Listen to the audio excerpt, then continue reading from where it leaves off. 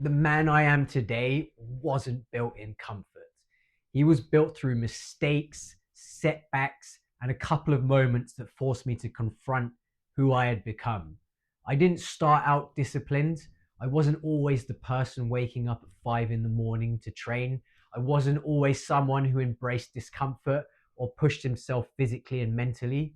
For a long time, I coasted. Like a lot of people, I relied on talent where I had it and made excuses where I didn't. I drifted through parts of my life without real structure, without discipline, and without understanding how much potential I was wasting. What eventually changed that wasn't motivation, it was adversity. When I was a kid, sport was everything to me. Up until about the age of 12, every free hour I had was spent playing cricket or football. If I wasn't on the pitch somewhere, I was in the garden practicing. I loved competition. I loved improving. Training didn't feel like work back then. It was just something I wanted to do, and I was good at it. I had natural ability, instincts, and energy. But when I reached my teenage years, something shifted. I still played sport, but I stopped pushing myself. The hours of practice disappeared, the discipline faded. Instead of working to improve, I began drifting. There was rebellion, distractions, frustration I didn't fully understand at the time. Looking back now, I can see that my neurodiversity played a role in that restlessness and lack of direction. But at the time, I didn't know that. All I knew was that I felt unfocused and disconnected from the things that once drove me. I still showed up for things, but I wasn't reaching my full potential. That pattern continued into university. I was smart enough to do well without trying very hard, so I did the bare minimum. I partied more than I studied. I went to the gym, but my training had no structure. I was ego lifting, throwing around the heaviest weights possible without really any understanding of how to train properly. I drifted through those years on talent and momentum, never fully committing to anything. And that was my life until one night changed everything. After a night out of heavy partying, I got into a stupid altercation with a group of aggressive lads on my way home. I'd always been raised to stand up for myself, and I didn't back down. But that was a very stupid decision on my part. It wasn't going to be a fair fight. They swarmed me, I got bottled, they stomped me into the ground, and then I woke up later in the arms of a stranger who had called an ambulance. The injuries were pretty serious. I had a fractured jaw. I had broken my collarbone cleanly in two places.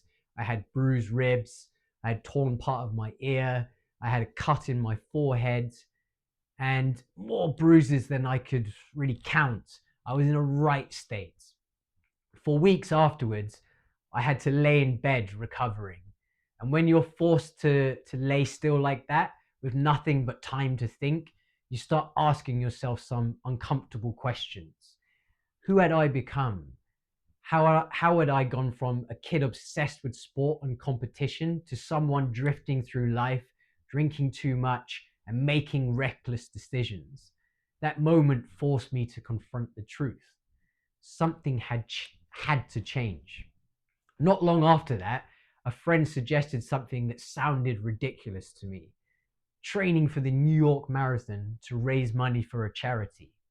At the time, it seemed impossible. I was injured, I was out of shape, and I'd never run anything close to a marathon in my entire life. But something about the idea grabbed a hold of me.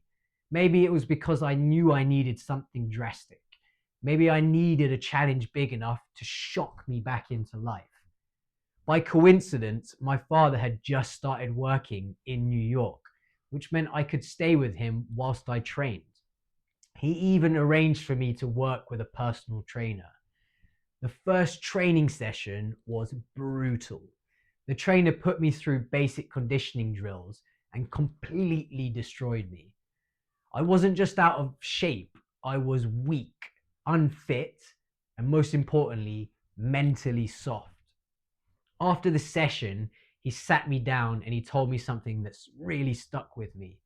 He said I was miles away from being ready for a marathon and I only had 10 weeks to train. He said normally he would tell someone in my position that it was completely unrealistic, but he also said he saw something in me. He said he believed I needed this challenge, and he said he would train me, but only if I agreed to take it more seriously than anything I'd ever done before.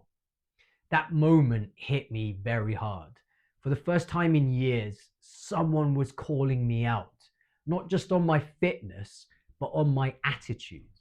And I agreed. From that day on, everything changed.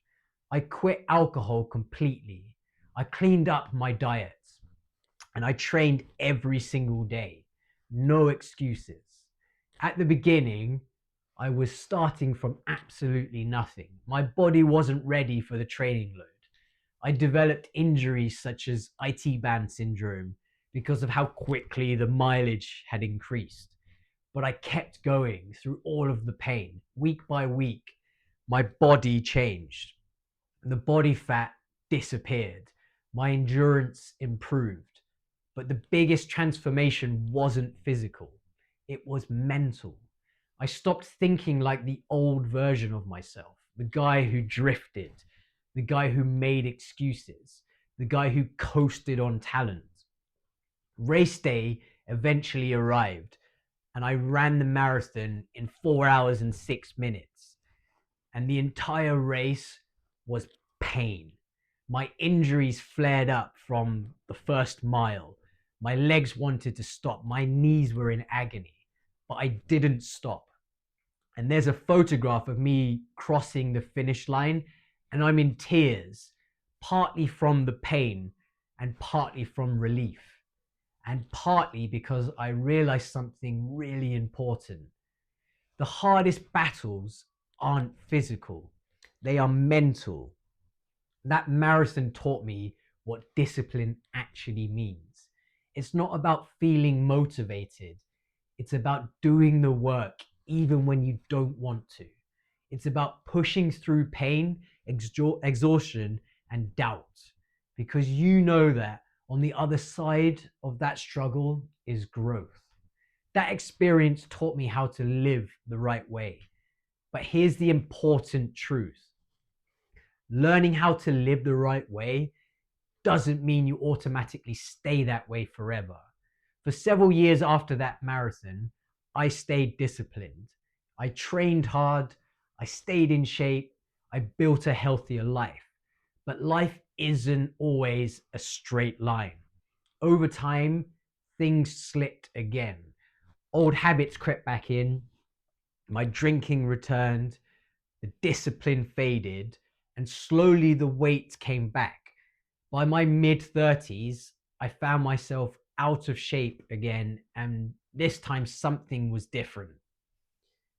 I already had learned the blueprint from earlier in my life. I knew what discipline looked like. I knew what training consistently could do. I knew how to rebuild myself. The first time you transform your life, it feels almost impossible. The second time, you know it can be done because you've already done it once. That belief changes everything. So when I realized I had drifted again, I didn't pretend it wasn't happening. I faced it and I rebuilt again. This time with even more discipline. This time with a deeper understanding of what it takes. Not chasing a single goal like a marathon, but building a lifestyle that would keep me strong and capable. That's an important lesson. Transformation isn't a one time event, it's something you return to again and again throughout your life. You will drift sometimes, you will lose your way sometimes. But what matters is that you know how to come back.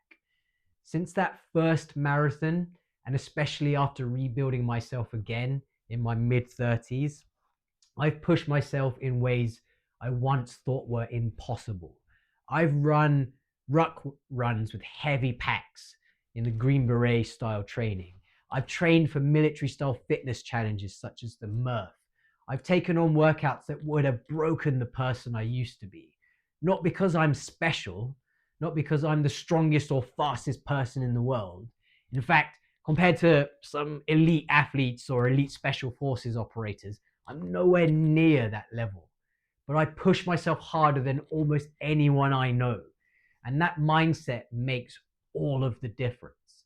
Because once you realize that your mind can either be your greatest enemy or your greatest weapon, everything changes. That night when I was beaten and left broken forced me to look at my life honestly. Training for the marathon showed me what I was capable of, and rebuilding myself later in life proved something even more important.